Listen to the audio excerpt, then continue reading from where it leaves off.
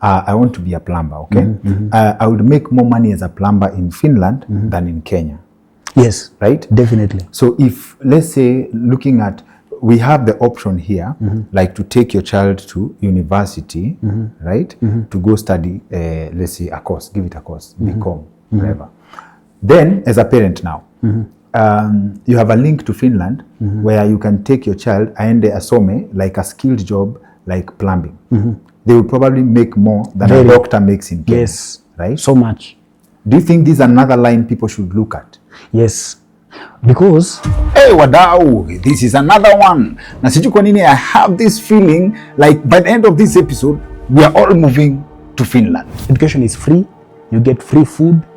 You can study at whatever age that you want. Education is free. Totally free. Our guest for this episode, Bani Asila, has very interesting strategies when it comes to immigration. Nikitoka Finland, nipande ndege niende Spain, I don't need to use my passport. I only use my ID, my Finnish ID. Nikitoka Sweden, naenda Germany, I don't need a passport. And ideas on how to position yourself when you're looking for opportunities outside your country. There are so many opportunities in the government systems. I don't mean to be a pessimist, but I'm just giving you a scenario. Wouldn't this be like when a woman screams when the president is no, the president is having the public holidays, the president anasema kuja tukupe kitu. Do you think another woman who screams again at that event will get that? No. Bani Asila is an entrepreneur with a strong foundation in the music business, and here's to more vibes about how money works. It's very easy to be a millionaire in Finland. You know why? I'm your host, Dr. Kingori, and here's another reason to stay subscribed to our channel. Kama hauja subscribe, this right here is another reason to hit subscribe and turn on the notifications bell. What is your first experience as you settled in a foreign land like that? Like this is now, you're not coming to tour, just sing and go. Now this is like your world now. First, I'm shocked. I'm shocked that I was once with my friends, because the guys that we used to travel with, I'm shocked that you can leave your bag or your phone, you can leave it at the bus station, na ukienda urudi uipate. You are assuming there are no other Kenyans. I think this is an absolute scenario. Napenda statistics. This is an absolute scenario. You left your phone, like I'm the only Kenyan in Finland now. My friend left a bag, alisahau, sikuacha, alisahau. Yes. Ilikuwa na passport, ni phone, nini. Yes. Aliacha kwa bench ile ya kungoja bus. Na akaipata. Akarudi, tukifika tao, he had to come back. I think after 1 hour. Alirudi after 1 hour, na akapata bag iko pale pale. Does it happen? Does it happen?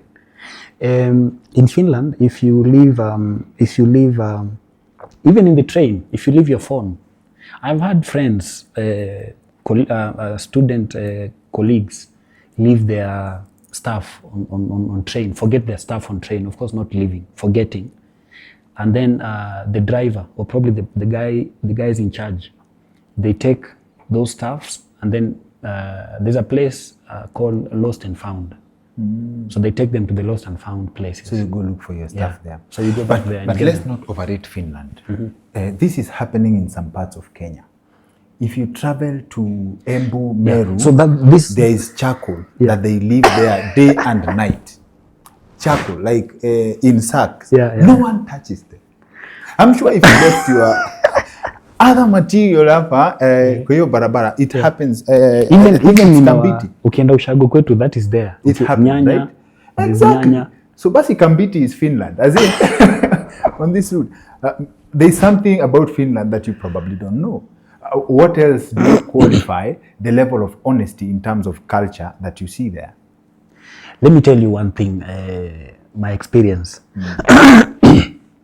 So in Finland, and this doesn't mean that I prefer Finland over Kenya. Okay. Kenya is my home. I'm happy to be here. But best for this conversation, when I started to study, I'll give you my experience. When I started to study, I didn't have enough money to keep me going. Yes. So of course I needed to find a way to support myself. I didn't have a job for some time. Now of course, as an artist, you don't have a place to, hakuna mtu anakujua, so you forget about being an artist. So I have to work, I have to sing. So I mean, I have to study. So you see, everyone in Finland everyone is assumed. I don't know. I'm trying to find a word, but assumed to be honest. Yani kila mtu anajua hujawa anaongea ukweli. So hakuna mtu ukimwambia kitu, hakuna mtu ata imagine unamdanganya. They trust you in advance. Yes. Kenya, they suspect you by default. I get the difference. So ukienda kwa train, the level of honesty, you can do a train. When getting into a train, you buy your ticket before getting into the train, and you don't show anybody. There are public buses that you don't show. You simply just get in, unaenda safari yako na unafika. But then sometimes there are officers who come to check once in a while. Yeah, not all the time. But the system trusts you in advance, as you have said. They expect you to buy your ticket. But kuna watu wanapanda bila ticket, wachache. That's in a bus. Yes. Like for Kenyan context, in a matatu, yes. Nobody cares whether you paid transport or not. Yes, yes. In our country, in Kenya, I don't even think in church they trust ushers with the offertory box. I don't think I've seen anyone more restless than a pastor when you kitu like. So now the level of honesty is that you don't have to be supervised. No, you don't. You do. Yeah, you don't. So we have like the city buses. Zile zinakuwa managed na city. And then kuna zile zingine ambazo ni public but not managed by the city. So these buses, you need to show the tickets in your phone. I've done this kwa sababu nilikuwa najaribu kusurvive then. Ukiingia kwa bus, you need to show the driver your ticket na simu. Yes. So the driver assumes that huyu jamaa si ako na ticket, wewe ingia. Yes. He doesn't have to check. In Finland, they trust black people. They trust everybody. They trust everybody. Okay. So there are few people. I would say there are few drivers ambao wanaangalia. But then kuna wengine they don't care. Yes. They don't care. I did that. Nilitravel bila tiko for about a year. Nikienda shule because sikuwa na means. Okay. Sikuwa na means in 2017 before nipate job. So did you just stop or? Of course, I had to stop. It wasn't a situation that I wanted it to iendelee. That was a circumstance. Okay. Na nilikuwa natafuta, I knew what I was looking for. Na I didn't have a way out. Okay. Sometimes unaenda distance ya like 100, like 1 hour distance. Ukiona sawa na kama uko si unaingia kwa washroom. Unasafiri vizuri tu, ukifika kule si unatoka. Ukiona officers ndo wale unajipatia shughuli. So you were Kenyan for some time? For some time, yes. Kwa sababu that was nilikuwa najaribu kusurvive. Okay. Nilikuwa na survive. And then ukikumbuka mali umetoka, you have to do anything. Sikuwa na job, sikuwa na vile naweza. I was being hosted by a friend. I was telling my friend, I have a friend called Jackie. I told Jackie of a book, one of the best books I've read actually, by Michelle Arom. It's called Do Not Disturb. She starts with let me call it a monologue of how Rwandans are liars. Like it's normal to lie. All right? And I think as I read through that, I was like, by this is so Kenyan. Like like the things we take as wacha niende hivi ni kama. Yeah. Like that's a lie. Yes. You know, someone is ndio nimefika, niko hapa tu na kama, niko hapa tu. That is our guest Burale alituchekesha sana. One of our previous episodes alisema he was in the lift with someone and someone was like, niko Thika Road. Niko Thika Road na kama. So now that's normal for us. But you say in a place like Finland, people, as in even children, are raised in a culture where they cannot lie. They can't. Unaona, I believe in the Bible verse that says, train your child, whatever thing you want your child to learn, mfunze akiwa mdogo. Ile kitu unamfunza ndio atakuwa nayo. Yes. Kule, mtoi akiwa mdogo anafunzwa some things, some values. And they don't live those values. Akiwa mkubwa, there are things they cannot depart from. And most of those things ni kama honesty, very basic values, credibility, vitu kama timekeeping, those basic values. Ambazo probably sisi hapa, as you say in Rwanda or even here, most people take them casually. But those people who have, most successful people, probably businessmen or probably people who are serious with what they do, they actually possess those values. I will say that. Okay. So now, let's talk breakthrough, right? Being in Finland, you're suffering. Did you suffer? Very. Okay. Very. But let's not, we're not here to tell people about suffering. No. We don't want, suffering. Let's talk about winning, okay? Yeah. There's a beautiful concept I pick from our conversations with you on the idea of making money as an underdog. You don't have to be famous to make money. Yes. How does your breakthrough come about? You're in Finland. Why are you suffering? Yet you have been here, you have been to concerts. Why couldn't you? Didn't you have the network to say do concerts? No, I didn't. I didn't because I was still new. Ni kama ukitoka hapa ufikishwe, maybe sijui kama umekuwa Jinja Uganda. No. Upelekwe Jinja Uganda leo. Huwezi anza kufanya huko show. You can't because nobody knows you. So you have to first get to get into the system, get into the culture, get into the society, see how things are done. What happens to the person who introduced you to the Finland circuit? You mean the person who invited us there? Or what? Yes, the person who invited you the first time. This is a person who, the promoter. Yes. This is a person who has a working network. Yes. See, I think that's the first person you hit up when you hit the ground. But his line is very different. He's been there for, he's actually, there were two. He was Senegalese. He's been there for years. He has a family there. He's only focusing on music. So see, that's been your plug. Like, hey, I'm on ground. I can do music as I do something else. He can't pay me enough to survive. He couldn't pay me enough to survive. So it was, ilikuwa you guys go, you bite kidogo, you come spend in Kenya. No, ilikuwa you go, tafuta tu networks kidogo kidogo, tafuta njia, rudi. You go, look for some networks, look for some ways, rudi. So, but you're confusing me because you told me that in a cultures like in countries like Finland, you just put up a show, people will show up. Like they don't need to know you. You have to network. You have to have a very good network. The people, the fans, people who are coming to the concert, they don't need to know you. But the networks that you are using to put up that concert should be very knowledgeable on matters event organization.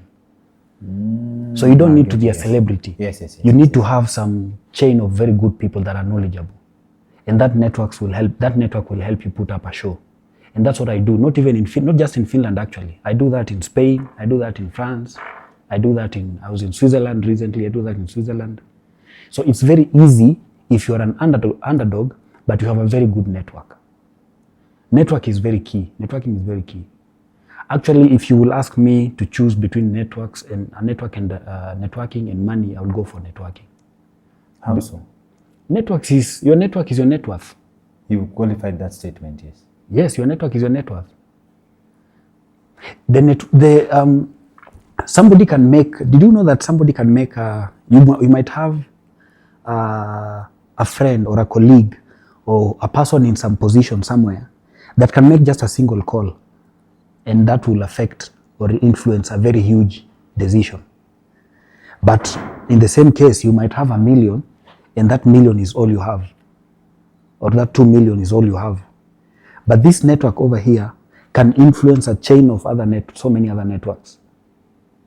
An example, I had one friend, a guy from Sweden, who introduced me into music business, music tourism from Sweden.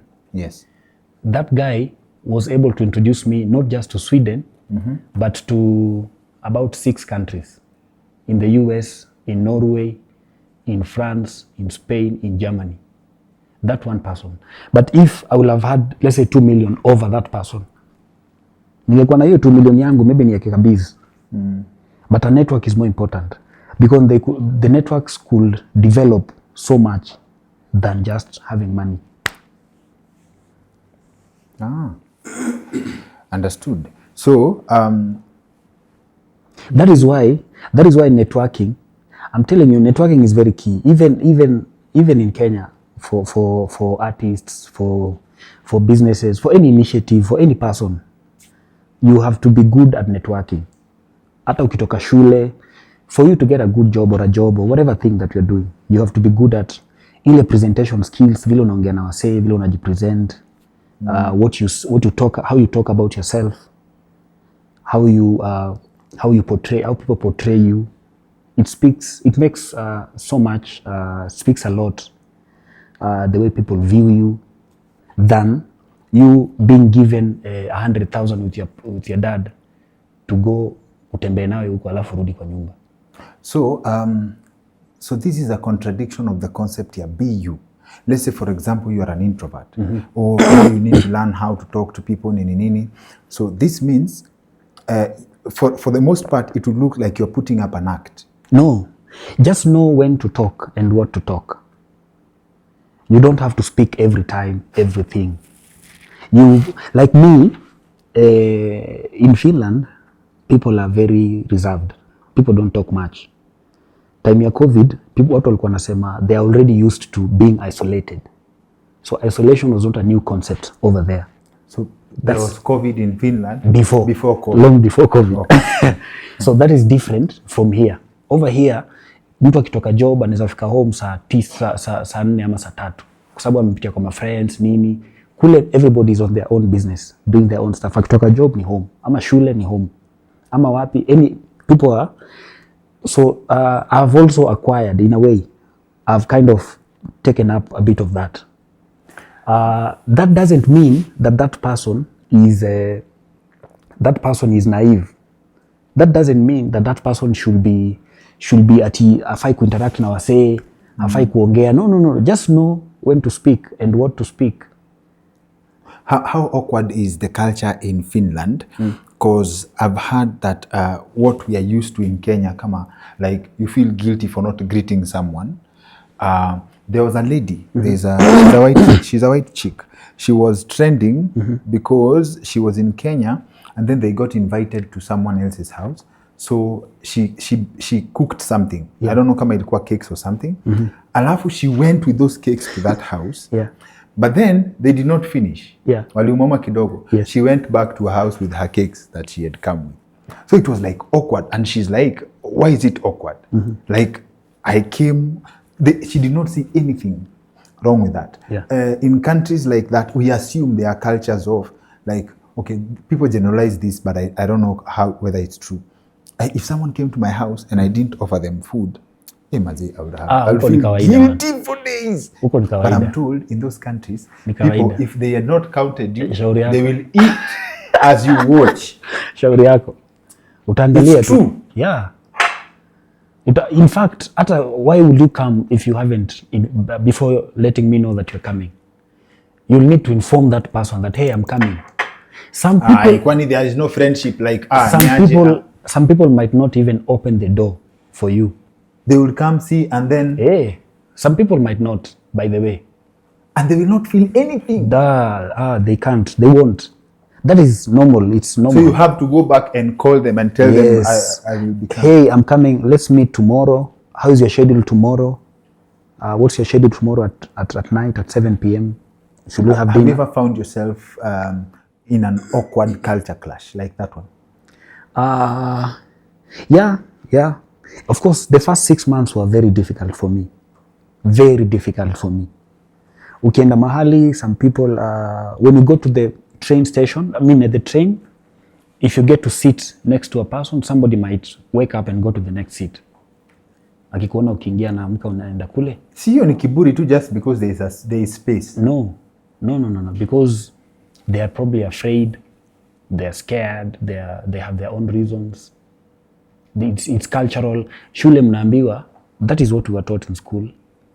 Ukiingia kwa basi, if you see, maybe we have 6 rows in the bus, and somebody sitting here, the first row, the third row, and the 6th row. Do not go to sit in the third row where the other person is sitting. Go to the empty row. Until when the bus is full, then you can sit next to the other person. Yeah, we were told that in school. Kama mtu ameketi, you have 6 rows in a bus or train, whatever. The first row mtu ameketi, the second row mtu ameketi, the third row mtu ameketi. When you get in, usikae kwa hiyo row. Look for your own row. Yes. Until when it's full, then mwingine atakuja sasa aanze kujaza. So if somebody sitting here, mwingine atakaa huku, mwingine hivyo. Mwingine akuje hadi sasa ijae. But going to an empty bus and then sitting next to somebody, mtu atakuangalia ashinde boss. Why is that why is that a problem? I think it's their culture. It's their society. That's how it's their culture. Okay. People are just it's theirs. So you can't criticize. It's theirs and they're happy with that. I've always looked at the possibility of living in Kenya and working Bali. Like nowadays, we deal with the issue of congestion in the city. Yes. You gave me an impression, kumbe you can, in Finland, you could be somewhere like Naivasha, but you commute to Nairobi. Absolutely. I studied in a place like Naivasha, and I used to live in Nairobi. That was maybe 1.5 hours drive. Yes. And then ukieka mahali nilikuwa natoka home sasa kwenda town, ndo nichukue train ama bus, another 30 minutes. But the transport is efficient. It's efficient. Yeah, very efficient, timekeeping. So nikitoka home 6:30 niko kwa train ama kwa bus. The next from the city sasa. And then from there 1 hour, then next naenda shule. So how do you find yourself in Finland? Because you have a background in music, right? Yeah. Like how do you find yourself in Finland? We used to sing with a band, an a cappella band. Yes. The a cappella band was called Nicholas Harmonies. This band. Nicholas? Yes. Yes. This band, we met with them in high school. We were studying in the same school. Apparently, I had dropped out of school. And then, because of school fees issues. You dropped out of high school? Yes, high school. Form 2? Okay. So I stayed home for like 2 years because maparos hawange manage. But then after some time, nikapiga jobs hapa pale. Then I got a scholarship from a priest, a Catholic priest. So this Catholic priest offered to pay for all my tuition fees for the 2 years. So when I went to the school, St. Nicholas, that's where I met these guys in Form 3. So we sang together for 2 years. We started a group, unajua quartet. If you're a singer, unajua quartet is a 4 people group. Yes. So we used to do easy competitions, Kenya music festivals. Tulienda Form 3, Form 4.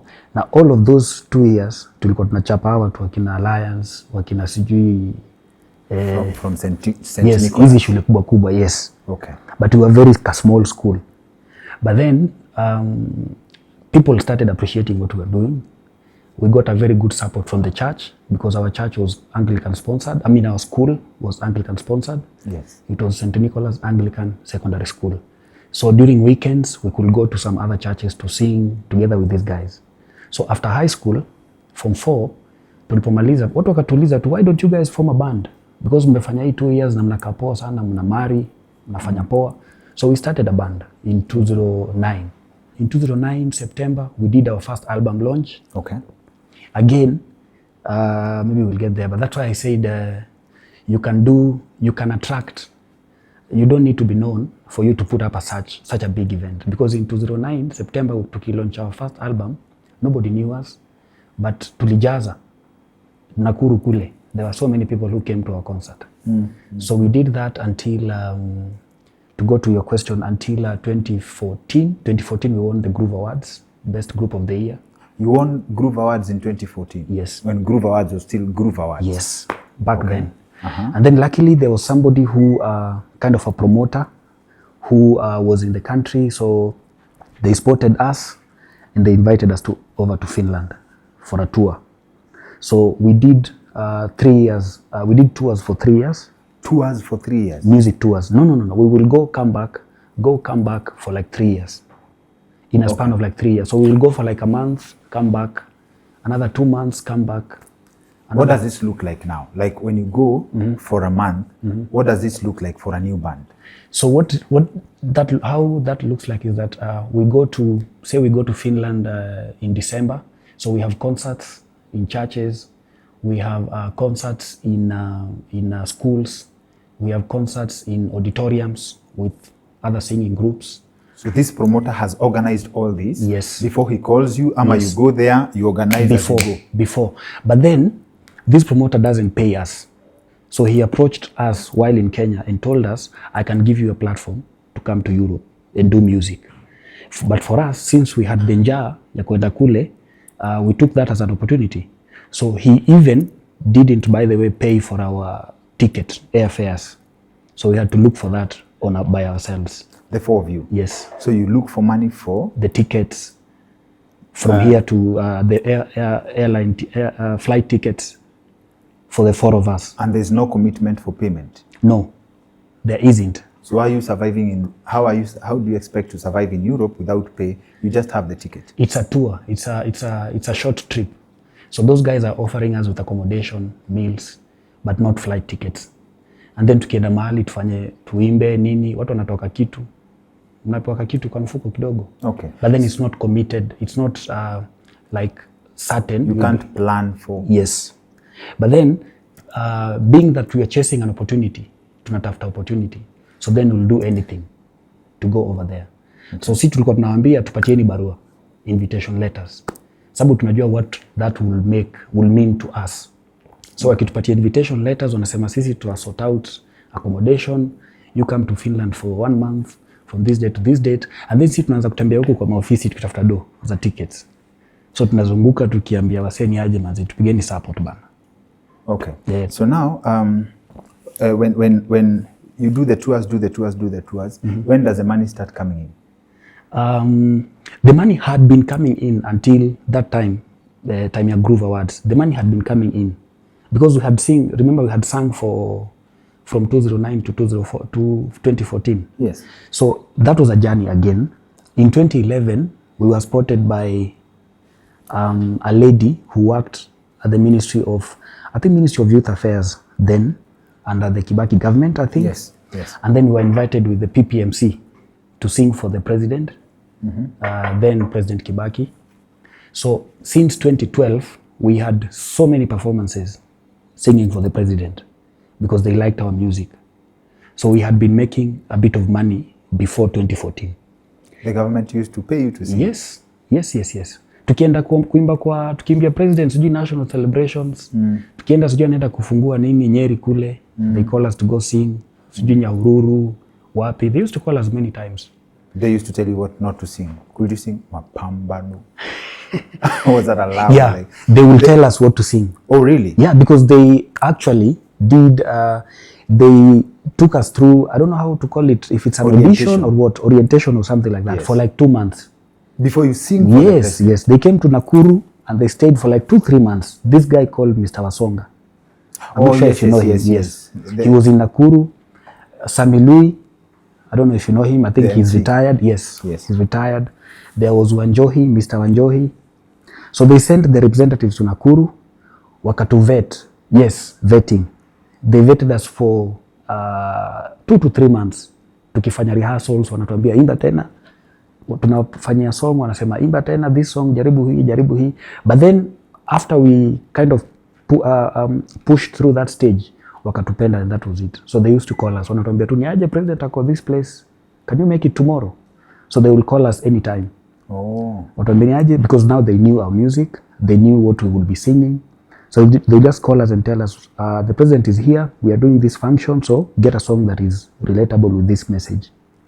So this presents a situation where, sawa, we are singing, we are making money, but I don't know what you feel about the general population knowing you. Have you ever, during this period, do you get a place where you have to weigh the option between making money or being famous? I think for me it's about making money. From the background, from where I come from, looking at where I'm coming from, for me the most important thing is to make something out of myself. So it's not about being famous because there are so many people who are actually famous but with nothing. So you'd rather have money or you'd rather make something out of yourself. It doesn't necessarily need to be money, but at least make something out of yourself. You might have a very big name, by the way. As an artist, from the artistic point of view, there are so many artists in Kenya today who have a big name, but they don't have money. But again, there are so many underdogs, so many people wale hawajulikani, but the shows they do on weekly basis, on weekends, kwa hoteli huku, they make so much money. So you'd rather not have a name. If you are asking between the two, you'd rather not be famous, but then have something for yourself. Be able to put up with everything, be able to support yourself, support your family. So you see, for us, or for me at least, I was singing not just for me, but for my family. Place nilikuwa natoka manze tulikuwa chini mbaya sana. So kufikiria ati sijui nikuwe famous, that was not my goal. My goal was to make something so that I could support my family. Just to make something? Yes. And it really did. That's so why. So now you've been in Finland, sorry? I've been in Finland for 8 years. 8 years? Yes. Like consistently? Like yes. You would say you're based there? Yes. You're a citizen now? Yes. Now, from these tours, were you just touring Finland, or you also got an opportunity to visit other countries? We could visit Sweden. We could visit Netherlands. Because you see, when you get a Schengen visa, you can travel all over Europe. I think 24 countries. In Europe, I think we have about 28 countries, I think. But the Schengen visa allows you access to 24 countries. So we were free to tour all those other places. But at least the guy who was inviting us there had some networks with, I think, two more countries. And this is Finland, Sweden, and Netherlands. So we will do concerts and events in those places. I'm interested in how you decide to settle in Finland, but tell us about the Schengen visa kwanza. With the Schengen visa, it's like they've introduced now the East African visa in Kenya. Currently, with my business, I do music tourism. So if I get somebody coming over to Kenya and they get an East African visa, they can visit all these other countries. When they're in Uganda, TZ, umbrella, yes. They can go to all those places. So it's the same with over there. The only difference is that over there, it's very smooth. Very smooth. Nikitoka Finland, nipande ndege niende Spain, I don't need to use my passport. I only use my ID, my Finnish ID. Nikitoka Sweden, naenda Germany, I don't need a passport. It's very rare that they will look at your passport if you're doing a Schengen, a trip within the Schengen area. But of course, if you're coming from other countries, then you will need. But so if you have a Schengen visa and you've stayed in Finland, you could decide to move to Sweden bila pressure. But then you see, that was a trip. The visa is for a short duration. So that is different from staying. So with the Schengen visa, you can only tour, you can only visit. If I'm visiting, assuming somebody is visiting Finland for a month and they have a Schengen visa, they're allowed to tour all those countries. They can do that. 24 countries? Yes, within that period. But then when the visa gets expires, then you get back. But then when you're living there with either a residence permit, permanent residence, or a passport, or a citizen, then you have full access. To the Schengen area. Okay. So Finland is actually classified as the happiest country in the world. Yeah, that's what they say. That's what they say. Yeah. It's not like 100%. Isn't Finland the country that has a jail where people are day scholars? Finland? Yes. No, I think there's a country in Europe, but not Finland. Is it Sweden or Finland? Yeah, what I know about Finland is that the systems are very good, and including the jails are very good. You can be. That's a paradox. The jails are very good. You asked if they are day scholars. So so they are very good, or they are good in the sense that as a Kenyan, I've visited friends in places here. You can't compare the cells in Kenya and the cells in Finland. So that's what I mean. Oh, I thought you want to say that we should live there. No. Jails in Finland are what in Kenya we call buruburu.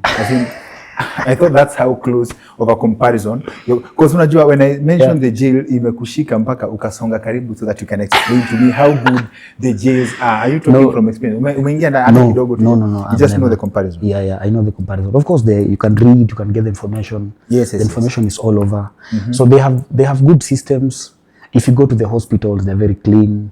They're very, not just the jails. jail centers. If you go to the schools, if you go to the hospitals, public subways, they're very clean. Yeah, so they are very good systems. Okay, so now tours. How do you decide to settle in Finland? So how I decided to settle in Finland? First, going there, I told you we are invited, but then asked to get the flight tickets. So at that time, the flight tickets per person is about 120,000 or 130,000. 2014. Yes. Okay. So we have my team, and then we have about three other guys. No, 2. So we're about 7. Yes. So that's over $1 million, Bob. Yes. And that's one way or two? Return. So sisi hatuna do.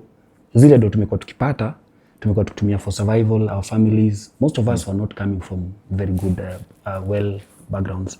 Yes. So we are broke, we have to look for the tickets. But sisi, we know what this trip means for us. Yes. So we start looking for the county governments. And this is something else that I think most people don't know. We start looking for the national government. We start looking for our friends. So there's a guy who was called the first governor, I think, in Nakuru. He was called Kinuthia Mbogwa. He used to be the AP, I think. Commandant. Yes, commandant. Then he moved. So that guy had spotted us some time before he had come to be the governor. So we go to his office. It's not very easy to access him, but then we get access to him. He introduces us to his officers. So then we tell him that, hey, we have this trip. It's very important to us. We are going to represent Kenya. And tukitoka kule, we hope or we intend to support other artists as well. So then we'd like you to support us with the flight tickets. So of course, as you know, it's not very easy. Sometimes they will tell you to wait. They will tell you, yes, go and come back. They will refer you to an officer. The officer might not be in for it. So then you have to go back to the governor again. But then the governor supported us. And then also the CS, then Ministry of Youth Affairs. Alikuwa Miss Waiguru, the current governor for Kirinyaga, akiwa Youth Affairs. She really supported us then. So we used to go to the office. Tunamwambia, sisi manze tunaenda majuu bana, tumeitwa tour na hatuna do, hatuna ticket. Hawa watu wametupatia barua ndio hii, wametupatia program ndio hii, tunafaa kuwa huko at this time, but hatuna tickets. Wanatusumbua, wanatuzungusha kawaida tu, wanatuzungusha, but sisi tunajua nini tunatafuta. That was before or after the NYS scandal? I'm not sure. I think before. It should be before. Okay. I'm not sure. I think before. So eventually wanatusupport, tunaenda, tunarudi. We did that for 3 times. So one time, you asked why I decided to settle there. There is this lady. It's very important that you tell us why you decided to settle there. But as you're explaining all county governments, you said, and this is something most people don't know. So what is that most people don't know? Because before you tell us about this lady. There are so many opportunities in the government systems. Unaonanga kama hizi vitu wanasemanga youth fund. Back then there was youth fund. Sijui kama bado iko. There's so much money in that department that if a young person knew and they knew they had something really tangible they wanted to access. They know, they go, they get rejected actually. Let them go back again. That's what we did. Let them go back. Unajua ukitaka kitu ni wewe unajua why you want it. Na hakuna kitu inapeanwa, unaenda unachukua ni kama unaenda kwako alafu unachukua unatoka nayo. So you have to go back, come back, come back. That is normal. When you are on the journey someone would argue that this is like the events where I don't mean to be a pessimist, but I'm just giving you a scenario. Yeah. Like when you say there is so many opportunities, you got that opportunity. Someone would argue that wouldn't this be like when a woman screams when the president is no. The president is having the public holidays, the president anasema kuja tukupe kitu, and then the president anaangalia, and then now do you think another woman who screams again at that event will get that? No. You see, that is different. That's a random once in a lifetime, mama. Someone would say that this what you're saying is also once in a lifetime. No, I don't think so. I don't believe so, because there is money. Ukienda kwa, let's say even in the Ministry of Youth Affairs, kuna departments wana fund foreign trips. If a young person has a talent, mimi I'm saying from what I benefited from. Yes. this assisted me. If somebody, let's say wakimbiaji, or let's say you have anything that you are doing that is important to you and maybe to the society, if you go to the minister, or the officer in charge of that department, you will definitely be assisted. That's what happened to us, unless kama vitu zimebadilika. If you go to the Ministry of Youth Affairs in Nakuru County back then, yes, there was this guy alikuwa anaitwa Mr. Motari, the county secretary. Yes. Tulikuwa tunaenda kwake tunamwambia this is what we are doing, na tuna insist, anaturudisha, tunarudi hapo, anatuambia tukae kwa mlango hapo the whole day, kesho asubuhi anatupata hapo, anatuambia endeni mrudi kesho, tunarudi for a month, 2 months. But then if you that's the story of many people, right? Yes. That's the story of many people. Yes. So I'll present you with an idea and tell me if you can relate. There's something called survivor bias. Yes. Survivor bias is when you have made it, like uko sawa, like umetoka through hardship, then you've gotten something you're looking for. You always feel like the other people who don't have what you have are not working hard enough. No. There are two analogies. First, we have to agree or accept that nothing comes easy. That's number one. Yes. Number two, maybe three things. Number two, our systems in Kenya, lazima tu utabisha mlango. Systems. Yeah.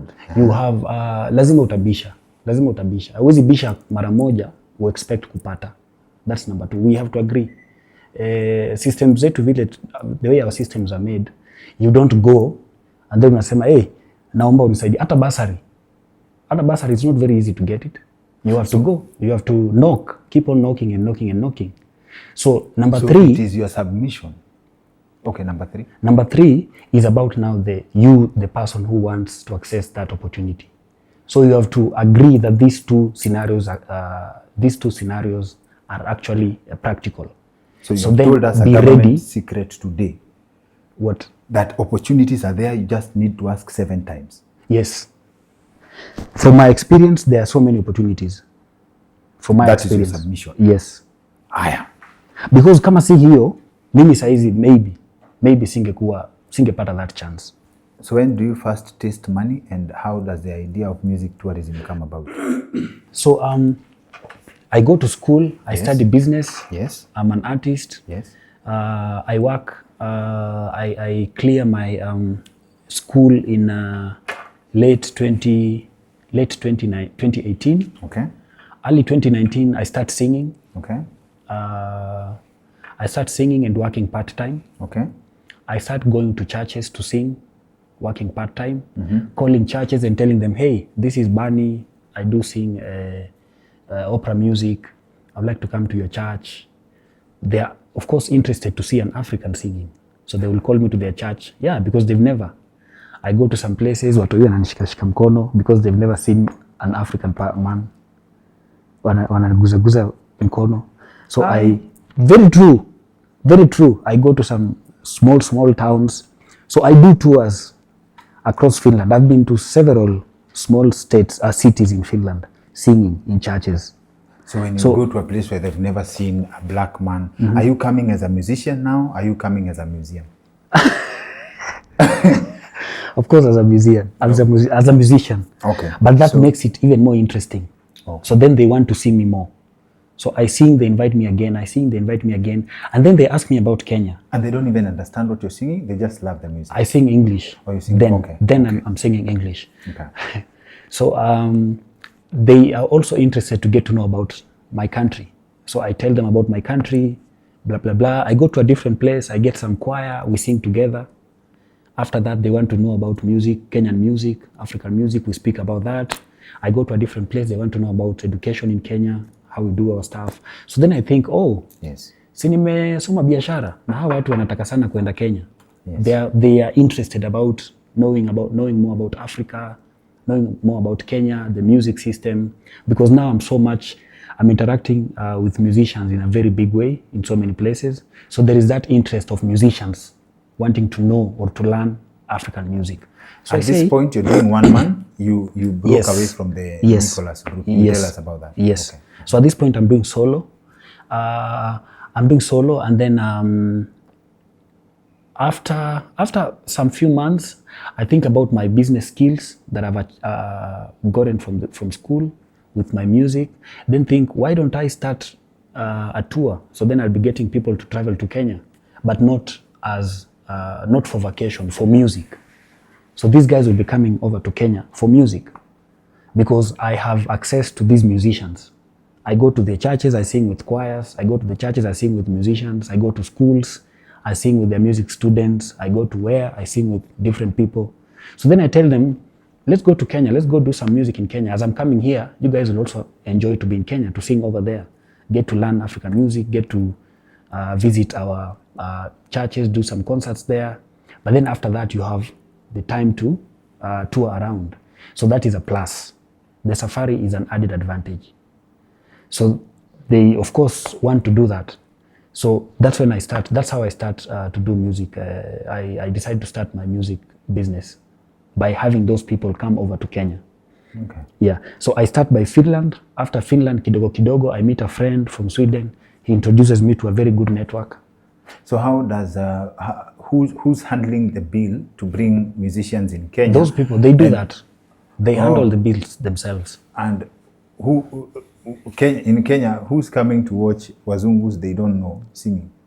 So many people want to do that. In July next year, utaona, I'll invite you. Tutakuwa hapa KICC.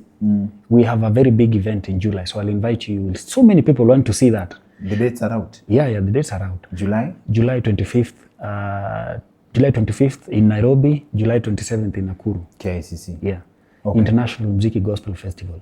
Okay. There are so many people. This year we had a concert in Nakuru with about 3,500 people attending. And we had locals, that is the audience. Okay. And we had about 250 people singing. And this comes from networks? Yes, absolutely. You do an event through networks? Yes. Not blind advertising? Yes, no, not blind advertising. You have to have very good networks. There are places, I even know some artists who are doing a very good job. Evelyn Wanjiru. She has been doing a praise atmosphere. And you know, tulianza naye Nakuru, by the way. She was from Nakuru and the Hubby. She has a very good network that she's using and even getting artists from all over Africa. I've seen her do that. But you wouldn't say that she's so big. You wouldn't say that. Lakini anatumia the networks that she has to put up that event. And it's always sold out. Always. She has done it for several years. Last year, I've been following her. Last year, she had the first lady attend her event. Na watu wanalipa thao 2K. That's not. And now, okay. Having been exposed to both worlds, okay? Having been exposed to both worlds, presented with an opportunity, what life do you want for your children, for example? What do you mean? Expound a little bit. Like, you've tasted Finland, you grew up in Kenya. Where would you raise your children? Where I will raise my children? For education purposes, I will raise my children in Finland. But for working and doing business and doing my own stuff, I'll want them to be here. That's the reverse of what the government is doing. Education here, go work outside. No, it's for making those people access the opportunities out there. So I guess. What's the difference between their education system and ours? It's very good. It's respected globally. It's one of the best. It's actually one of the best, yeah. And people go to school when they are old. In Kenya, people make fun of people going to school when they are grandfathers. Yes. As in, how does this work? It's one of the top 10 in the world. Yes, in the world. Most of the these I don't know how to call it. Most of the skilled jobs you need to have studied there. Let's say if you want to be a nurse, if you want to be a doctor, if you want to be whatever position or career that you want to pursue, you must have a paper to show that. And if you have a paper, then it's easy for you to get a job because jobs are there. But you have to have there. Yes, there are so many jobs over there. But you have to have the paper to show that their paper, not other papers from other places. Actually, if you came with a different paper, let's say from whichever other country, they won't recognize it. Yeah, they won't recognize it. You have to start from zero. But then when you get the paper, you can easily get a job. You are guaranteed. You are guaranteed. You are guaranteed. You mentioned something, and I think that's our next item, that people go about looking for opportunities outside the country the wrong way, right? We'll break that down. But first, like you just say the education system is the best. And you say as in, I'd like to know the difference. It's not a must. Children are not forced to go to school. No, they are not forced, but it's out of iko kwa akili. Umeambiwa ukiwa mdogo hii kitu ni ya maana. So when you grow up unajua I have to study, haulazimishwi, because it's in the value system. You know this is good for me, this will help me. Yes. So even before you are told to go, you want to go. And then they are friendly, everything is offered there. They are friendly now. They won't open the door if you didn't tell them you are coming. They are friendly, and they will eat when you're looking at them. I mean teachers are friendly. The education system is friendly because you don't pay. Let's say the education is free. You get free food. You can study at whatever age that you want. Education is free. Totally free, especially for the natives and the residents. You study for free. When I went there, I studied for free. Yes. But right now they've introduced tuition fees for foreigners. Okay. Yeah. They've introduced tuition fees for foreigners. Yes. And that was because I think at some point it got to a point where there were so many foreigners getting into their schools, I guess. So they thought probably they will make money from them. Oh. So now they've introduced that. But until 2017, 2018, education was totally free. That is why you could go to from preschool to university. Whatever, yes, whatever. You will go to do a master's, PhD, degree, a diploma, whatever. Free of charge. And huku tunazaana tujaze dunia alafu tungangane na basari. As in, like, yeah, that was the case. Like me, I remember there are people like me who will always want to be in school because there is free food, especially if you're not settled yet. Ukiwa shule, you can have very good food. You can have coffee any time of the day. You can have no. Very good food in the noodles. But no, they have buffet. Shule wanapeana buffet. For those kids, wanaona hiyo food ni mbaya for them because they are used to it. But for sisi, bana, hiyo ni food poa sana. Unakula kwanza, there is milk, there is there's always a starch, there's always a bread, there always I think nimesahau majina za kifini hizo. I'm not discouraging you, but do you know the milk is not even from a cow? Their milk? They just made it from a laboratory. No. It's like milk. No, yeah, it's milk. They have people who can milk a cow, like. Yeah, I think they do. I believe they do. So, Sawa, the education system. Talk to someone who, you say there are opportunities. Yes.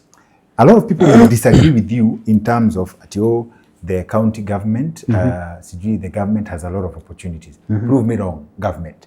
Now, what would you tell someone from your experience on how to approach the idea of looking for opportunities outside the country? Tell us, for example, from where you've been, what does Finland look like for someone who'd like to just immerse themselves in that world? First, if you want to, you must know what you want. So talk to me like someone who's cleared high school or someone who's cleared university. Yeah. I'm looking for opportunities outside the country. Where do I start? You have to know what you want. Are you looking for a study place? Would you like to study, or would you like to look for a job? Are you just looking for any job? Are you wanting to I think those two options. If you want to study, what do you want to study? Because there are many other countries also. Let's say if you wanted to do, like to me na watu wengi wanafanya ni nursing. I see so many people want to do that. If you go to a country because like UK, a lot of people are drinking milk that is not from a cow. If you go to a country like UK, if you go to a country like Finland now, where I am, if you go to a country like Norway, they really appreciate Good nurses. Yes, they appreciate and they pay so well. If you want to be a teacher, teachers also are appreciated and paid very well. If you want to be, I would say, if you want to be Teachers. yeah, teachers are And paid so well. mostly by the English teachers, no? No, just any Ati teacher. umeenda kufunza wazungu kizungu, I think that would be a paradox, right? Okay. No, any teacher. And then if you want to work, I will say depending with the job that you want. Some people will tell you they want to be in logistics. Some people will tell you they want to be, if you want a skilled job, then you must get a study place over there. Because they want to there give opportunities there to study. Like, give me an example of a skilled job, a plumber, right? I want to be a plumber, okay? I would make more money as a plumber in Finland than in Kenya. Yes, right? Definitely. So if, let's say, looking at, we have the option here, like to take your child to university, right? To go study, let's say, a course, give it a course, BCom, whatever. Then, as a parent now, you have a link to Finland where you can take your child and asome like a skilled job like plumbing. They will probably make more than a doctor makes in Kenya. Yes, right? So much. Do you think this is another line people should look at? Yes, because these the white collar jobs, the famous white collar jobs, they are so dominated. There are so many people fighting for that space, but this other space is very very open. It's not flooded. It's not as flooded as the white collar jobs space. If you go to these countries like Germany, like UK, like Sweden, the white collar jobs are very minimal. And actually, most, like in Finland, for the white collar jobs, actually they will consider their people first. So hao wengine watakuja number 2, 3. They consider Finns and then wanaenda kwa, I think, the larger European Union area, and then sasa hao wengine. So kabla ufikiwe hapa, ina take time. But hizi zingine, they are all over. The skilled jobs, they are all over. Ukienda in Finland, they don't have enough. They are building every day. They're building flats, whatever. So they need those people who do that construction stuff. If you go to this other side of even the nursing. So you could go to Finland, take a construction job, come back to Kenya, live like a cabinet secretary. It's not that. I'm exaggerating. You can. No, it's true. Good money. Yeah, it's good money. You can. Me, I know people who earn like an MCA in Finland. Na wanafanya hizi jobs. Bana, MCA has no money, bana. MCA is and how much? Around 144,000 last time. No, that is net. Per day. Net. Per day. No, that is net. Gross is around 200. Gross. But in Finland, gross of 200,000, see, that's 24,000 in Kenya. No, hiyo ni kama, no, it's not. Life there is not that expensive. No, it's not. In Finland, ukianza job basic, unaweza kuwa unapata hiyo so mbili, 200. But as you progress, some people take many hours, longer hours, and then again, depending with the kind of job, because they pay depending with the kind of job. Construction person won't be paid as the same as a nurse, or the nurse won't be paid the same as a shopkeeper. So if you do a little background research, you can know where to go. Yes. If you do longer shifts, you can get so much. There people may get 4,000 euros, 3,000 euros, 2,000 euros. Now usiniokote ati nimesema MCA ana pesa 144,000 is a lot of money, but compared to Finland, that's very important that I clear that. So is it 3,000 euros? That's good money. Yeah, 3,000 euros is over 400. Yeah, only 600k. Right? No, 3,000 is about 400 with the current exchange rate. 3,000. Yeah. About 400 past 400. About 400, yes, about 400. Yeah. Na the light there unaweza yeah, una manage poa sana. Even with 200, you can manage. I used to manage with 800 as a student. 800 euros as a student then. That's over 100k. Yeah.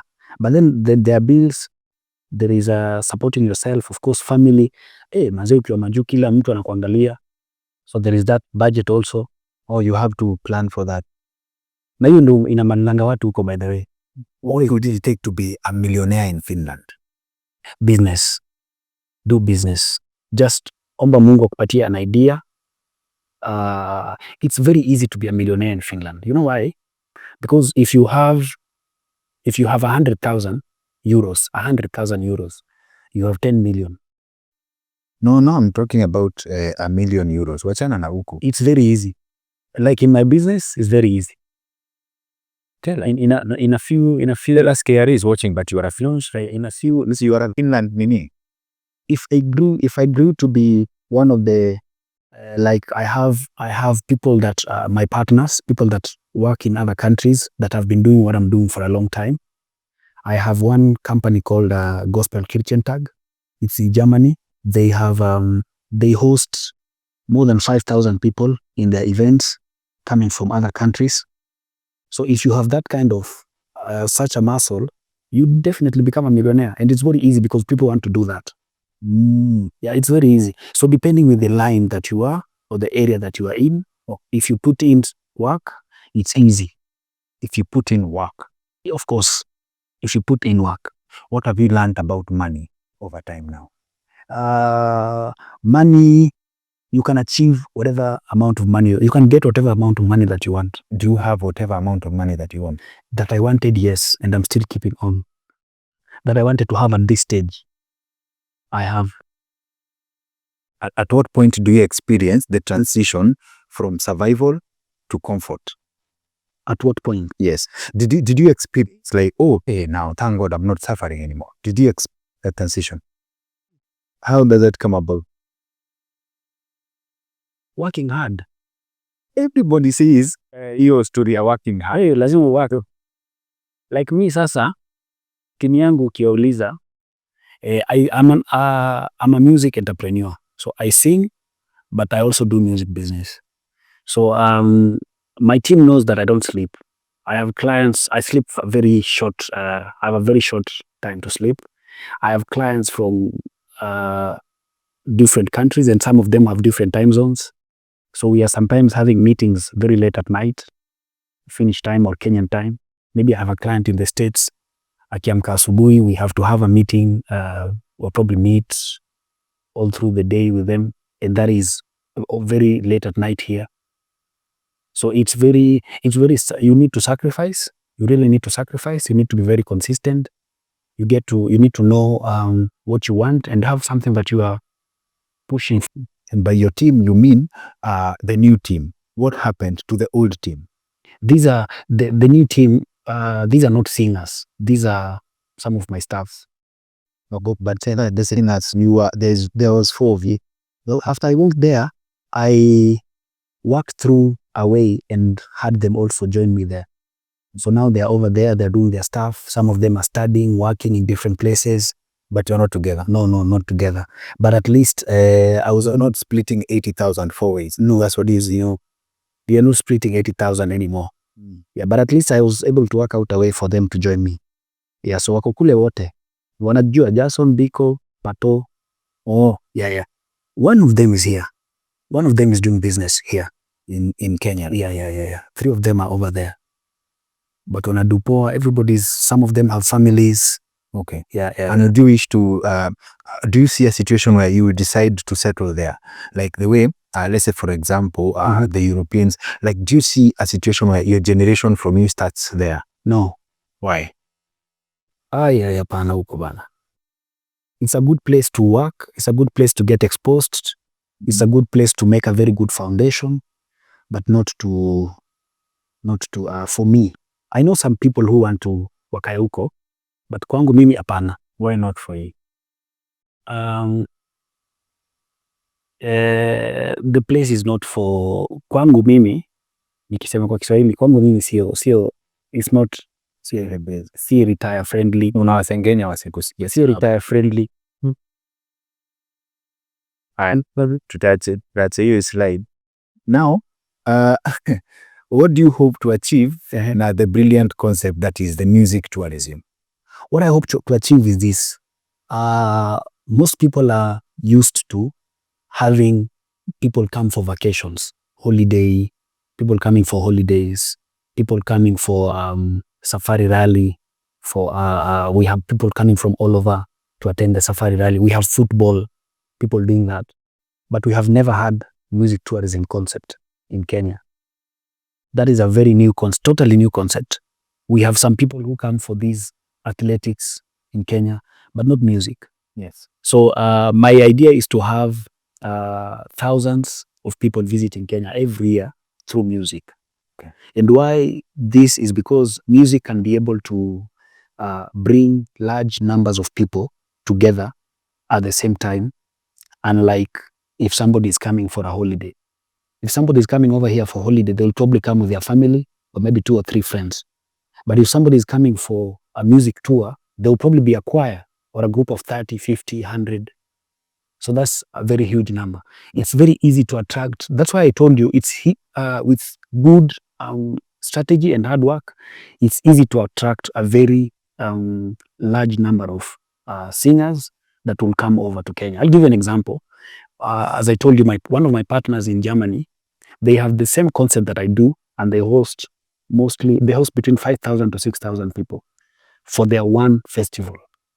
There is another one in Sweden that hosts about 3,000 people. They have 2 festivals a year. The other one, they host about 2,000. The last one in September, each year, they have about 3,000 people. So if we have that kind of concept here, and then you see, for me, by the grace of God, I have access to all these countries. Sweden, Germany, all of them mentioned them. Spain, Switzerland. So having all these people come here for music, that is such a unique concept that nobody has done before. Okay. Yeah. So our objective is to have the biggest festival in Africa. Asante sana Bani. Thank you for offering to spend your time with us. Thank you. And to share your knowledge with us. Asante sana. Thank you. Thank you so much. Haya.